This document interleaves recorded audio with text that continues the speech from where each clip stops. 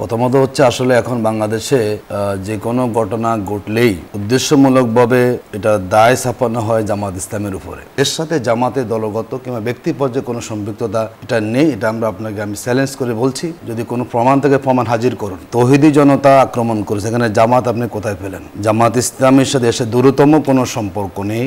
জামাত ইসলামের কোনো নেতা তো দূরের কথা, কোনো কর্মী সাধারণ সমর্থক পর্যন্ত এই জাতীয় কাজের সাথে সম্পৃক্ত হওয়ার কোনো সুযোগ নেই। সবাই সবার মত প্রকাশ স্বাধীনতা আছে, তবে যেই কথাটি বাউল শিল্পী বলেছেন এটি উচ্চারণ করার মতো নয়। যথেষ্ট তিনি অশালীন এবং অশ্লীল কটূক্তি করেছেন। আমাদের এই বাংলাদেশ তো আমরা সহনশীল অবস্থায় সবাই থাকি, সবাইকে সবার বিশ্বাসের উপরে শ্রদ্ধা বোধ দেখাতে হবে। তো আল্লাহর সামনে তিনি যে কথাটি বলেছেন এটা শুধু আমরা কেন, যে কোনো একজন যার মধ্যে বিন্দু মাত্র ঈমান আছে তিনিও প্রতিবাদ করতে পারেন। গত 1-1.5 বছরে আমরা সঙ্গীতের অনুষ্ঠান বন্ধ করা বা সেখানে আক্রমণ চালানো, তারপর আমরা দেখছি যে সঙ্গীত শিল্পী, সুফি গায়ক, পালাকার, বয়াতি, বাউলরা তারাও আক্রোশের শিকার হচ্ছেন। এটাকেও ডিরেক্ট সংস্কৃতির উপরে আঘাত কিনা? আর আপনাদের বিরুদ্ধে যে গুরুতর অভিযোগটা আসছে জামায়াতের নেতৃত্বে এই তৌহিদি জনতার যে মব সেটি কি আসলে সৃষ্টি করছে কিনা, মানে আপনারা কি ভিন্ন মত এবং সাংস্কৃতিক যেই চর্চা সেটিকে দমনের চেষ্টা করেন কিনা এই অভিযোগের প্রেক্ষিতে?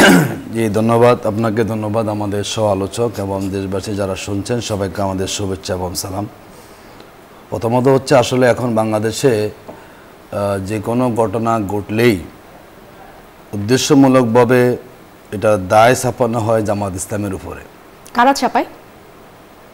যারাই চাপাক। দেখুন, তৌহিদি জনতা আক্রমণ করেছে, এখানে জামাত আপনি কোথায় পেলেন? জামাত ইসলামী রাজনীতি এখন এগুলো নিয়ে আমরা পড়ে থাকি না, অনেক কাজ আমাদেরকে করতে হয়। যেটি আমাদের রুমিন আপা বলেছেন এটা উনি সঠিক বলেননি। জামাত ইসলামের সাথে এসে দূরতম কোনো সম্পর্ক নেই।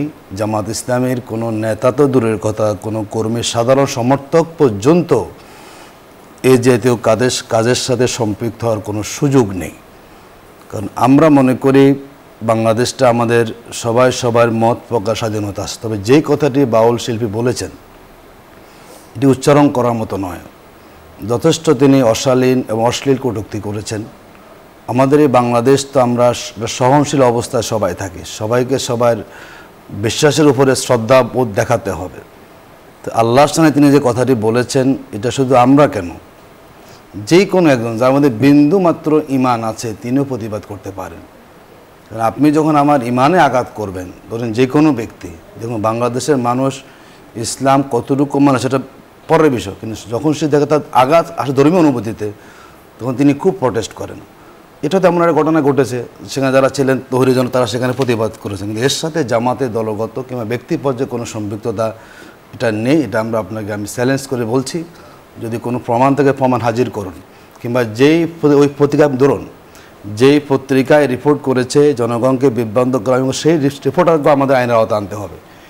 কেন তিনি একটা ঘটনাকে ভিন্ন খাতে নেওয়ার জন্য জামাতকে দায়ী করছেন? দেখুন, যেটি পত্রিকা আমরা দেখলাম, এই আয়োজনটি কারা করেছে? ইসলাম এই আয়োজনটি বিএনপি করেছে।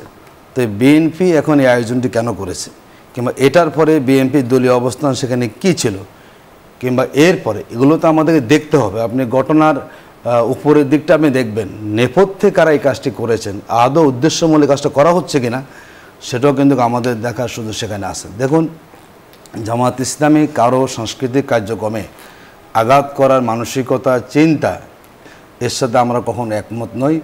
আমরা মনে করি আমাদের এই বাংলাদেশ একটি সাম্প্রদায়িক সম্প্রীতির দেশ, সুতরাং সবাই সবার মতটাকে প্রকাশ করতে পারেন।